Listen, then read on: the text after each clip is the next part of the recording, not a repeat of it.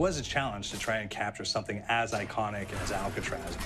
You know about this. This is arguably the most famous prison in the world, and now you're in it. Just the space, you know, the physicality of it, because it's quite claustrophobic. When modern-day prisons are designed, they really consider not intimidating people or making the spaces, you know, as least stressful as possible. Well, Alcatraz didn't suffer from those restrictions.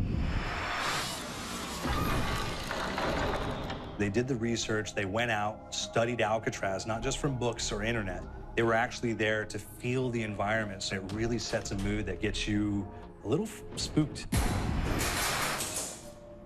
Well, we kind of started with the base layout of Alcatraz. The entire island we ended up roughing out in kind of a white box form, and then figuring out what play spaces we wanted to use out of that, what would be the most interesting areas to play in, and the connections between spaces, and spaces that the public doesn't necessarily get to go into. We really did a lot of pushing to really enhance that psychological horror aspect that we're really looking for. And this is a really good opportunity to really tell something special. Like I got stuck right through the gates of hell! This time around, I feel like it's been identified that there are these side missions that you're going to go out and try to accomplish. Al and the rest of the groups put together this escape plan, but the point is to get the parts and assemble this plane so they can get off the island. We did something new for the first time. We have actually contextual music that goes off. So that's a first for zombies. And it's all based around this horror thriller aspect. Every location will have a specific stinger that you hear when you find it, when you discover it, when you start unraveling the story. We start building on the music that you're hearing, and it's really enhancing that experience and going along with it in parallel.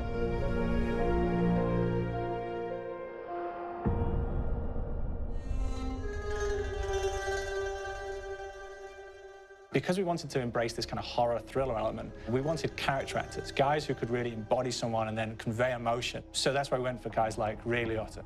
Getting in that kind of guy, you know, we wanted a frantic nature, so he plays a character called Billy Handsome, who's this kind of psychopath who would be employed by the mob to kill people in interesting ways.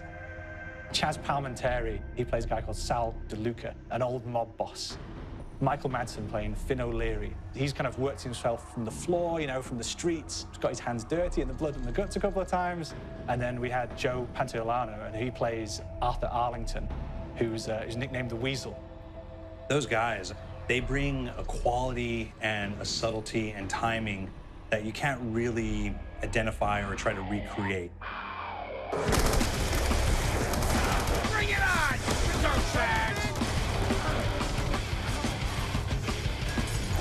You start off in the afterlife mode, and that's just going to be, you know, what's going on. You're going to try to solve the mystery from the second you start. Afterlife, to me, brings a new element, like a new puzzle element. It forces me to think a little bit more or look for the clues or kind of think of zombies on a slightly deeper level. You see clues throughout the map that tell you, ooh, perhaps if I'm in the afterlife, I can interact with this object, or there's some puzzle going on here that I need to be in the afterlife. Back east, I whacked a dirty dentist with one of these. Took forever, too. Alcatraz has a Civil War kind of fort background before it turned into a penitentiary.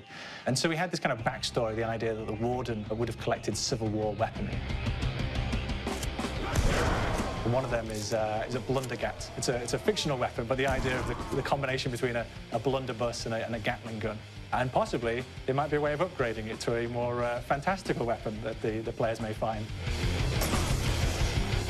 You all gotta go sometime? You just went now. There's one main zombie, one big zombie that's going to come through and wreak havoc on your life.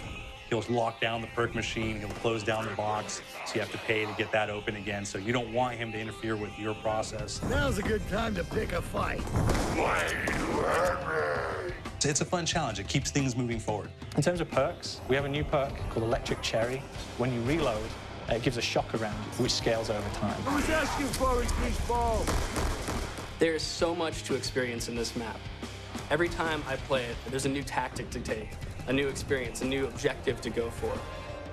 But there's also this layer of things that we aren't exactly exposing to the players right off the bat and will need to be discovered. Don't let me go. Is it the calling we hear? We've got the undead in there, we've got these historical elements, and these fantastic actors all seem to be with peace with each other in this kind of same world. So It's magical, and our team is incredibly excited by it. This is the